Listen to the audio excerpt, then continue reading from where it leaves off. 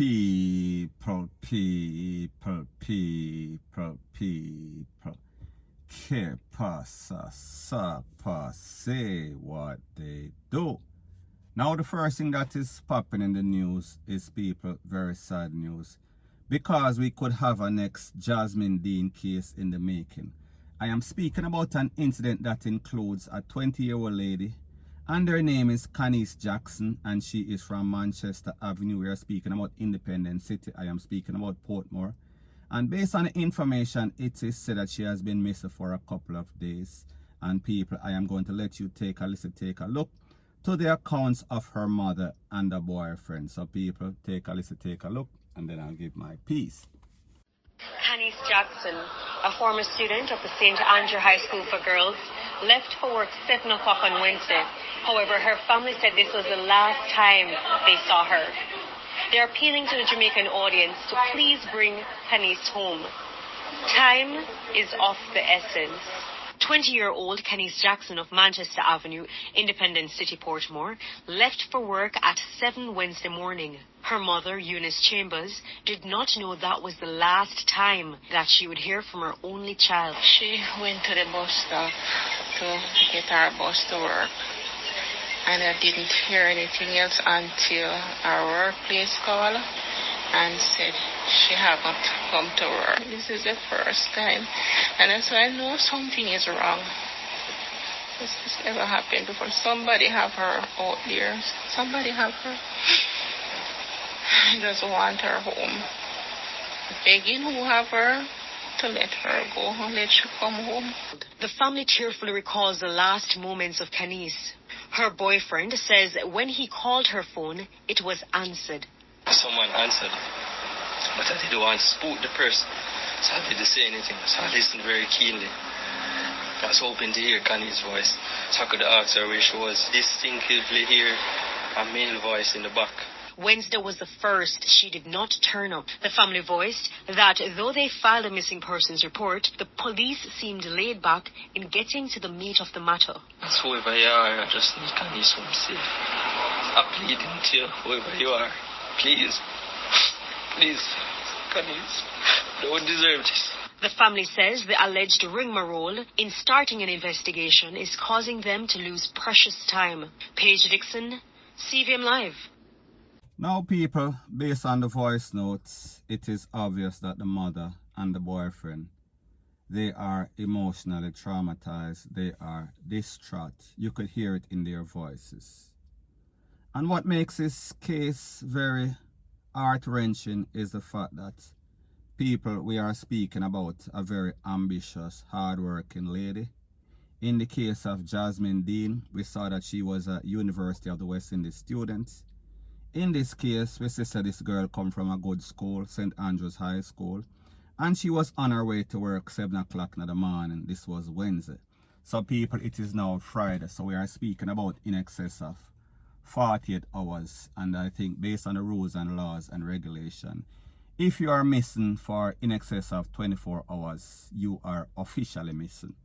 And the fact that this person has structure in her life, she comes from a good family home, family structure, that means that if she's going to be missing, if she's not coming home, she's going to call her mother or her parents or the boyfriend. They have a line of communication. So therefore, when these people did not hear from her and she did not turn up at work, obviously something was wrong. Now people, what is very disgusting about the whole thing is, based on the information from the mother and the boyfriend, they are saying that the popo, they are dragging their feet. Now people, the truth and the fact is that as it pertains to these popo in Jamaica, I don't know if it is lack of sympathy, lack of empathy, or just ignorance, or just lack of training. However, it seems as if whenever anything like this goes on, the popo, they are always dragging their feet. Now people, the truth and the fact is that if you don't have the training and you don't know how to handle a situation whenever it comes at your foot, you are going to be startled, you are going to be dazed and confused. And we see that this is the case in this case. Now, like I said, it seems as if whenever anybody gets taken out in Jamaica or even missing, it is no longer a priority It is no longer an emergency because it seems as if DEATH and people being missing in Jamaica has now become normalized. That is exactly what they expect to happen. So therefore, them drag them foot. Therefore, they don't put in any sort of effort unless it is somebody big in a society. So the point that I am trying to make is that if you're the average Joe or the average Jane, and you're not one of the Matalan or one of the Issa, whenever anything goes on, people, it seems as if you are almost forgotten. We are speaking about missing and nobody cares. Now, when we look at incidents like these that we see keep reoccurring, it is obvious that there's some sort of SERIAL jump over fence, some sort of SERIAL kidnappers in a Jamaica, some sort of serial people that take away people's life, and people, in this case, it seems as if that is the case, and people, hopefully, the family will find their loved ones. Hopefully, she will be found and she will be okay. However, people, we know that the longer that it takes for them to find her or locate her, is the less the window starts to close. We are speaking about the window of opportunity of she actually being found or actually being alive. However, we still have to keep our fingers crossed, hope for the best and expect the worst. Now, people, this part of the video is called breaking news, some very disturbing news. Now, before I could finish editing the video, the first part of this video as it pertains to this 20-year-old young lady from Portmore, I got a very disturbing message on WhatsApp. And based on that message, people, it seemed as if my predictions were right. And based on the information that I got, it is said that they heard that they found her DEAD in the fishing village we are speaking about in Portmore. And she had some sort of rope around her neck and also no sort of drawers, no sort of panties. So people, you know exactly what happened. They took her away, them jump over her fence and then them take her out. So people, like I said, it seems as if what I've said before is true. You have some sort of SERIAL people in a Jamaica and they're taking away these beautiful young ladies and they are doing all sorts of all manner of evil to them and then them take them out. So people, it only shows you the depths of which Jamaica has plummeted. We are speaking about we are in the abyss of HELL, point blank and period. So anyways, people, that is my views on the whole thing as it pertains to that. And like me say, it is just my views and opinion. It is not the gospel. Your views and opinion can be respectfully different from mine. But let me know what you think in the comment section. Bless up. Now, before I move to the next part of my video, please subscribe to my next channel. It is called Jamaica Dancehall Source, and I'll be pinning the link to that channel in the description of this video. And also, please subscribe to this channel. And when you subscribe, please press the notification bell or icon and also press all in the option. Now, the next thing that is popping in the news is an update about a video that I did yesterday. And I spoke about an incident that occurred in Tivoli Gardens in which at least 3 persons were conned up. However, I think 2 of them eventually lost their life. They were taken to the place of recovery. However, they did not make it.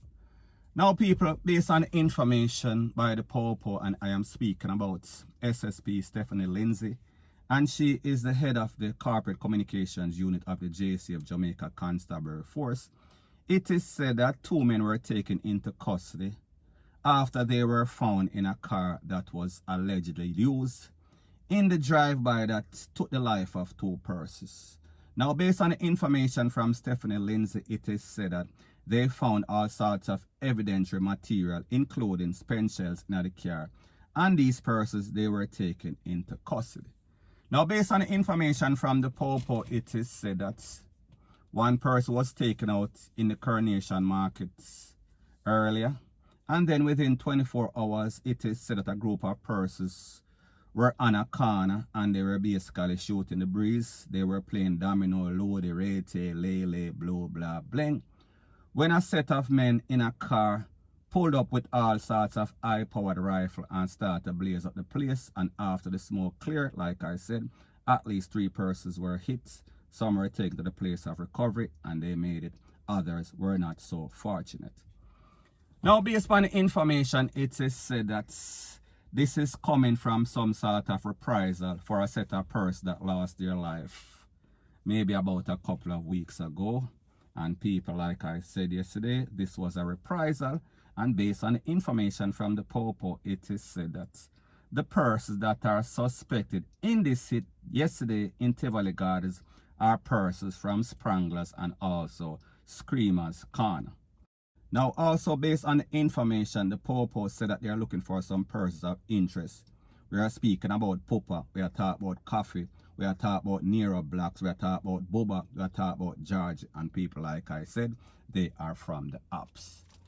Now, people, when you think about stuff like this in Tivoli Gardens, people will say that this is a reoccurring theme, and this has been happening from back in the 1980s. We are talking about Shower, we are talking about Sprangler, we are talking about Screamers. They've been going back and forth at it, going at each other for decades, and people, it seems as if the saga, it continues, and people, based on the information, like I said yesterday, all hell broke loose, and we are speaking about it sounded like the Wild Wild West. And I let you hear a lot of those voice notes, a lot of those audios, and you heard all sorts of piper. We are talking about some tall up a blaze in the place, and you hear so the people in the kind of spook, they were shook. So people, based on the information we see, they held 2 persons, and hopefully those 2 persons will get convicted, and hopefully those 2 persons will get the time that they deserve. We are talking about a couple of decades, we are talking about 3 or 4 decades, or even in excess of that.